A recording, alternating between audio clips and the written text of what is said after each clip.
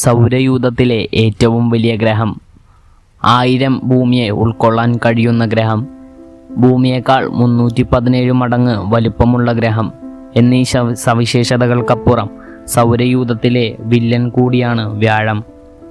ചെറിയ ചിഹ്നഗ്രഹങ്ങളെയും വാൽനക്ഷത്രങ്ങളെയും തട്ടിക്കൊണ്ടുപോയി സ്വന്തമാക്കലാണ് വ്യാഴത്തിൻ്റെ പ്രധാന പരിപാടി.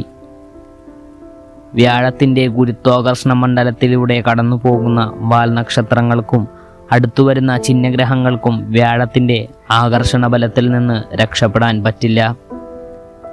പിന്നീട് അവ വ്യാഴത്തിൻ്റെ ചന്ദ്രന്മാരായി ചുറ്റുകയോ പലപ്പോഴും ചുറ്റിത്തിരിഞ്ഞ് വ്യാഴത്തിലേക്ക് തന്നെ വന്ന് വീഴുകയോ ചെയ്യാറുണ്ട്. ഇത്തരത്തിൽ ഷൂമേക്കർ എന്ന വാൽനക്ഷത്രം വ്യാഴത്തിൽ ഇടിച്ചു വീഴുന്നത് ശാസ്ത്രജ്ഞരും ബഹിരാകാശ പേടകമായ ഗലീലിയോയും നിരീക്ഷിച്ചിട്ടുണ്ട്.